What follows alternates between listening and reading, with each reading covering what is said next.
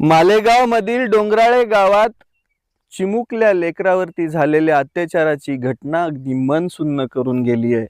त्या लेकराला भावपूर्ण श्रद्धांजली वाहताना मन थरथर कापतंय। समजत नाहीये नेमका याचा निषेध कसा करू, त्या आरोपीला जाऊन कापू की जाळू। या भारतामध्ये कायद्याचं राज्य आहे, पण तो कायदा सर्वसामान्य माणसांसाठी नाहीये।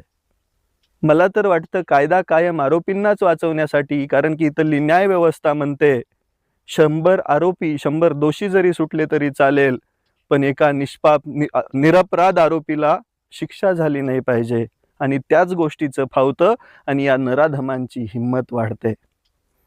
निषेध कसा व्यक्त करू समजत नाहीये। असं वाटतंय आता त्या छत्रपतींच्या काळामध्ये जावं आणि चौरंग करावा त्या आरोपीचा, लढावं न्यायासाठी। मी उद्या